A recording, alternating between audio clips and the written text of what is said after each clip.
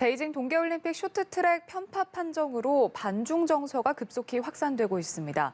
여야 할 것 없이 대선 후보들도 일제히 한 목소리로 비판하고 나섰는데요.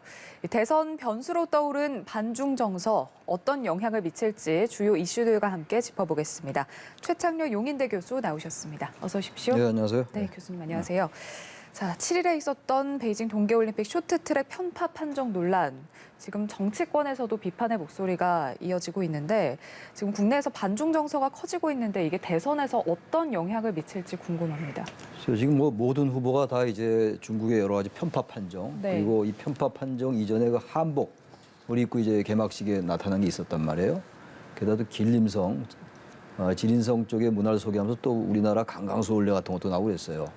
이건 상당히 심각한 문제라고 볼 수가 네. 있는 건데 게다가 이제 그 우리나라 선수가 1, 2위를 사실상 한 건데 밀치고 들어가서 그 중국이 이기고 말이야. 이거 상상할 수 없는 일인데 네. 당연히 뭐 지금 정치와 관련시켜서 본다면 모든 후보가 당연히 비판하는 거고 반중 정서라는 게 이런 부분에 있어가지고 생길 수밖에 없는 거죠.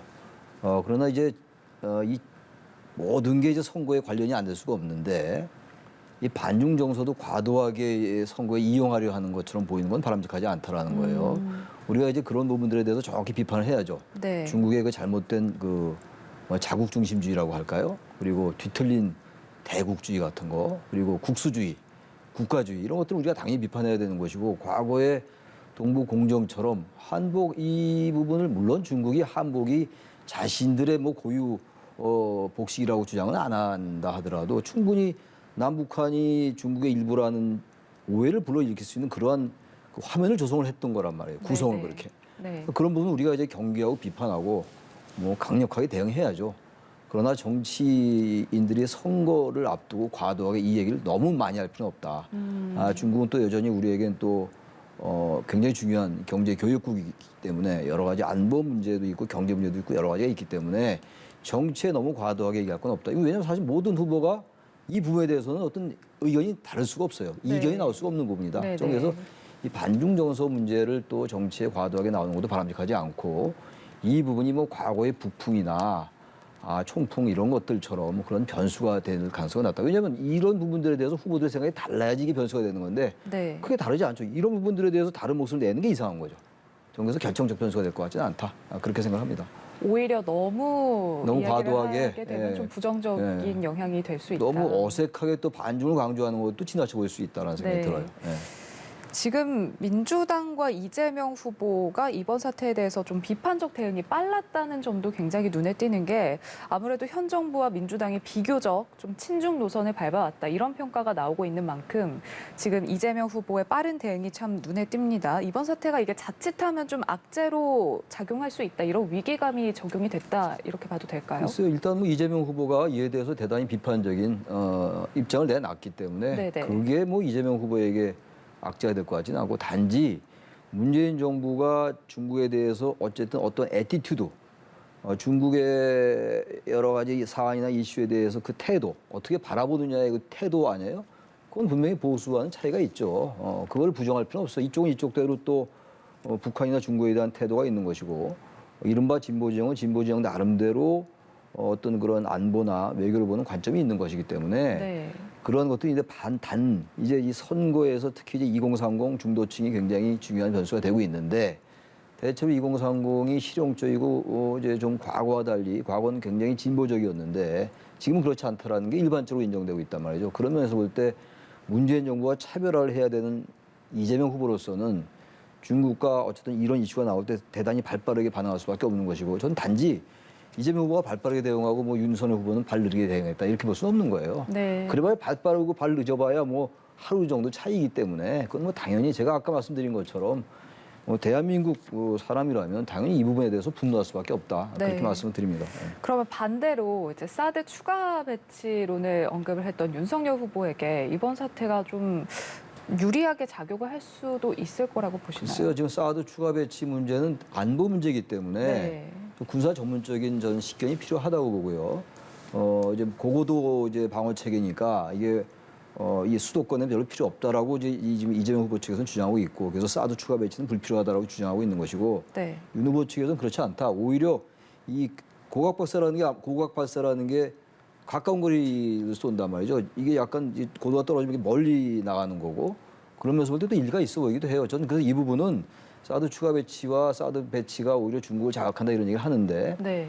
방어용이니까 보기에 따라서 중국을 설득해야죠 이런 부분들은. 단 이제 여러 가지 군사적인 전문 지식도 필요하면서 국민들의 합의를 어떻게 이뤄 나갈 것인가가 정치이거든요. 그러나 당연히 다른 부분과 달리 사드 추가 배치나 이런 안보나 군사 문제가 다른 부분들에 비해서 오히려 경제 부분 이런 영역들에 비해서는 이재명 후보와 윤석열 후보 측이 좀 이렇게 어느 정도 차별화가 되는 부분이거든요. 이런 부분들에 있어가지고는 양측이 다 합리적인 주장을 해 나가면 된다. 단지 이런 부분들 때문에 완전히 어느 쪽이 불리해지거나 이러진 않을 것 같아요. 다시 말하면 과거처럼 안보라든지 냉전 이데올로기라든지 네. 군사 이데올로기 이런 부분들이 선거를 좌우하는 시대는 지났다. 따라서 반중, 사드 추가 배치 이런 부분들의 논란과 논쟁은 어떻게 보면 자연스러운 거지. 이 부분이 무슨 어떤 후보들에게 유불리로 작용할 가능성은 그렇게 많지는 않다라고 생각을 합니다. 영향력이 그렇게 크지는 않을 영향력이 것이다. 제한적일 것이다. 예. 알겠습니다. 참 그런가 하면 지금 이재명, 윤석열 후보 지금 모두 전통적 지지 기반이 약하다 이런 평가를 받고 있는데 이낙연 전 대표가 이재명 후보 총괄 선대위원장직을 맡았습니다. 좀 전통 호남, 친문 세력 결집 효과가 있을 거라고 보시나요? 글쎄요, 아무래도 이낙연 전 대표 친문 지지자들이 보기에는 네. 당연히 이제 원톱이 된 거니까 의미가 있다고 봐요. 그리고 이제 친문의 이제 민주당의 전통적 지지자들이 아직 이재명 후보 지지를 머뭇거리는 주저하는 네. 이러한 유권자들이 보기에는 이낙연 전 대표가 이제 원톱으로 상임선대위원 총괄 선대위원장으로 이제 원톱으로 들어선 거에 대해서는 나름대로 의미가 있는데 네. 선거가 이제 얼마 안 남았어요. 얼마 안 남고 지금 양쪽이 많이 결집해 있는 상태인 것 같아요. 그리고 중간층 다시 말하면 아직 표심을 정하지 못한 중도층이나 우리가 흔히 말하는 그 스윙보터 들의 그 비율은 점점 줄어드는 것 같아요. 여론조사에 따라 다르지만 어떤 여론조사는 한 자릿수까지 줄어든 게 있더라고요. 네. 그렇다면 이제 이낙연 전 대표가 이제 원톱으로 들어왔다고 해서 갑자기 친문 지지자들이 이재명 후보를 지지하거나 이럴 가능성은 그렇게 많지 않을 것 같아요. 왜 그 말씀을 드리냐면은 이미 지금 현재 선거는 후보와 후보 부인들을 중심으로 여러 가지 리스크에도 나오고 여러 가지 쟁점들이 많이 나오기 때문에 네. 결국은 이재명 후보의 실력, 윤석열 후보의 실력으로 가고 있는 것 같아요. 여러 가지가. 따라서 호남에서 이제 과거 민주당 계열의 후보들에 비해서 이 시기에 이재명 후보가 지지를 많이 못 받고 있잖아요. 이낙연 전 대표는 이낙연 전 후보는 호남이 정치 기반이니까 네. 의미가 있다 하더라도 이미 호남도 같이 다녔었거든요.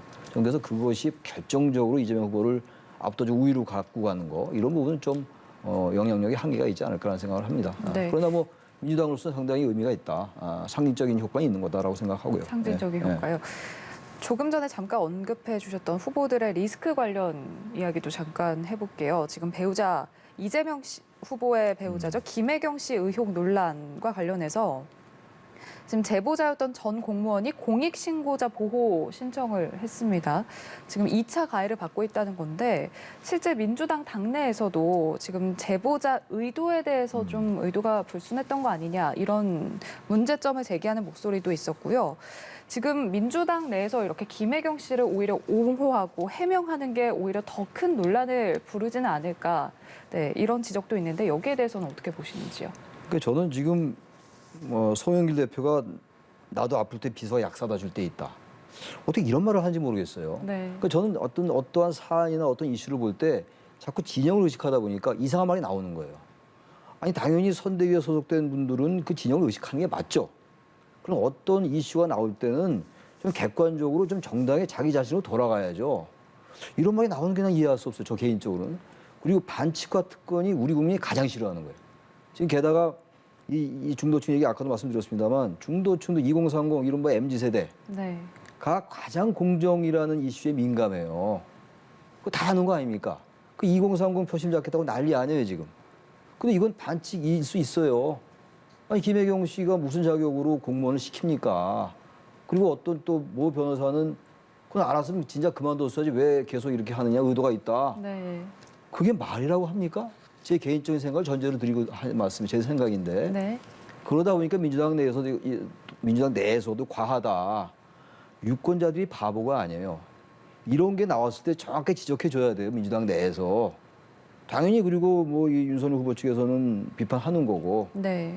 이 문제를 자꾸 이것도 진영으로 나누고 이런 사안이 있을 때 더 과도하게 충성스러운 발언을 해야지 진영에서 힘을 발휘하는 이런 대한민국의 정치 풍토가 대한민국의 정치를 적대와 혐오 정치로 갖고 있는 거예요. 갈등을 증폭시키고. 저는 이게 방송에서도 봐도 어떤 패널들은 나와서 진영에 속해 있지 않은데도 이걸 막 옹호하더라고요. 그분들과 한번 토론하고 싶더라고요. 저는 그래서 이 부분은요. 네. 물론 국민들 생각이 달라요. 모든 국민들 생각이 저와 같지 않을 것이고 네, 다 생각이 네. 다르지만 우리가 보편 상식이라는 관점이 있는 겁니다. 김혜경 씨도 사과했고 이 후보도 사과했지 않습니까? 네, 네. 이분들의 사과는 뭐예요, 그럼 도대체? 전 그래서 제가 항상 주장하는 게 주위에서 자꾸만 이런 그 일반적인 국민들의 정서와 맞지 않는 반칙과 특권을 볼 수 있는 상황조차도 옹호하는 이런 부분들은 단순하게 선거공학적이고 선거 전략으로 봐도 아주 열악한 선거 전략이다. 너무 우리 국민들을 지금 다 보고 있어요. 말은 안 할 뿐이지.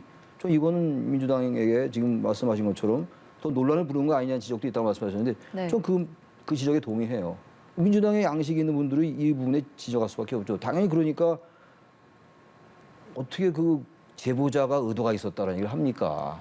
결국 누가 시켰느냐, 사적으로 여러 가지를 동원한 거 아니냐. 이런 부분들이 핵심 아닙니까? 저는 이 부분은 민주당이 잘하고 있지 않다라고 생각을 합니다. 네.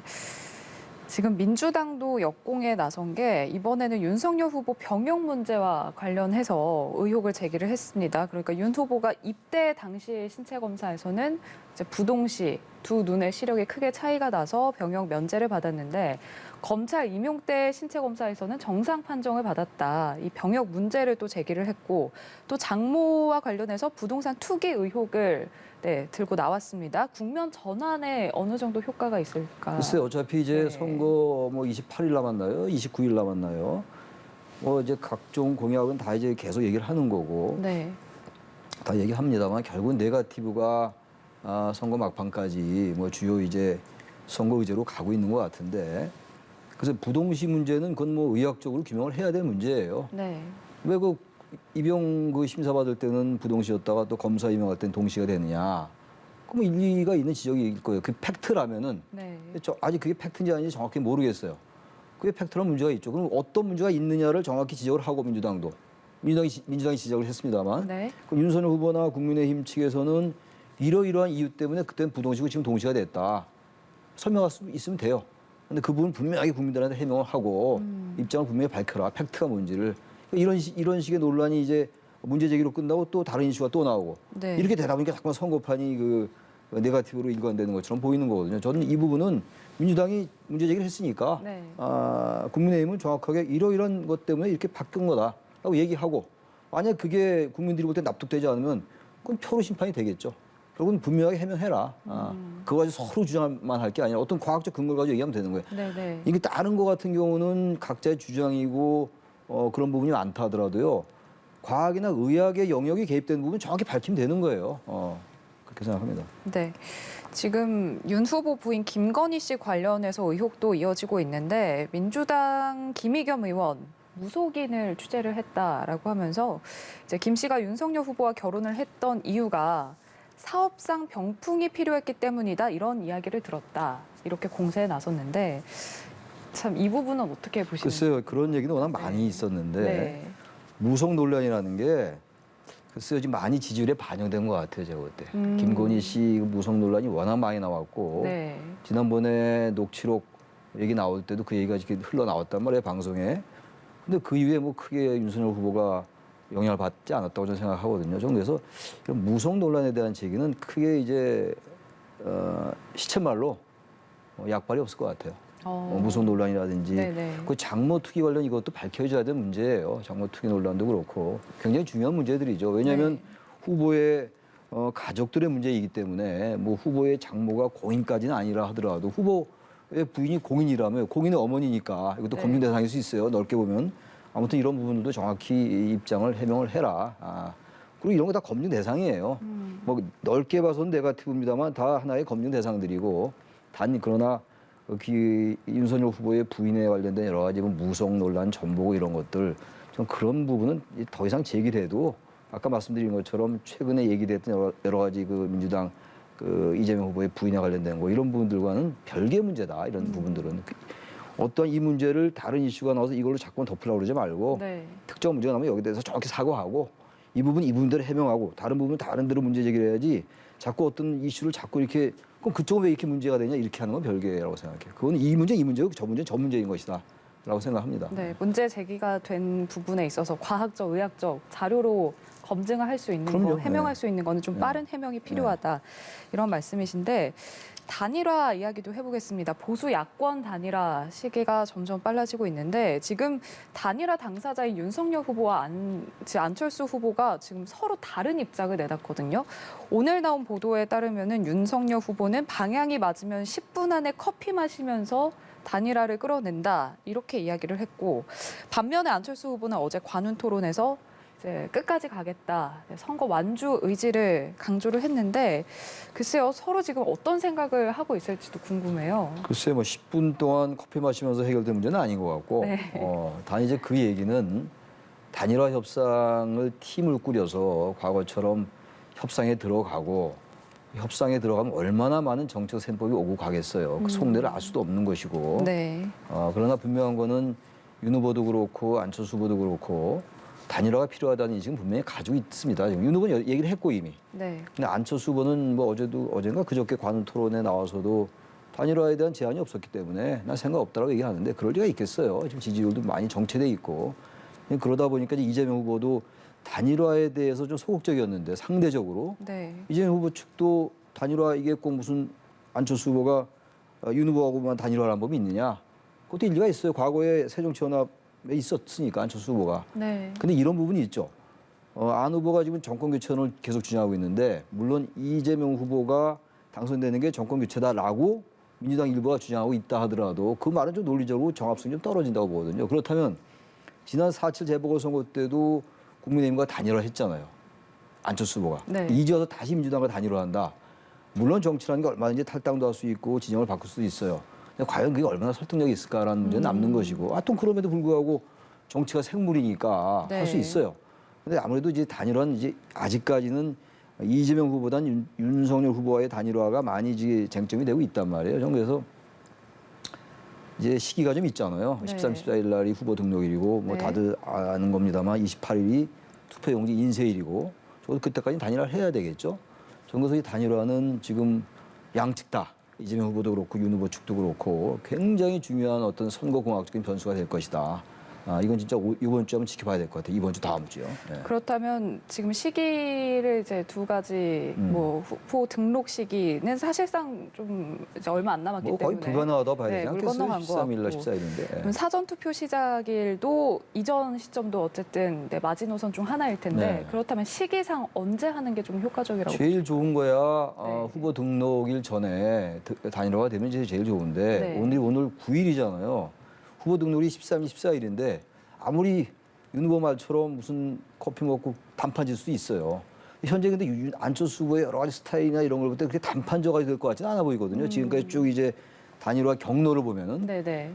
그래서 저는 그 시간이 13일, 14일 날은 좀 물리적으로 불가능할 것 같고 그렇다면 이제 28일 인쇄 들어가기 전에 네. 인쇄가 들어가면은 안철수 이름이 찍히거든요.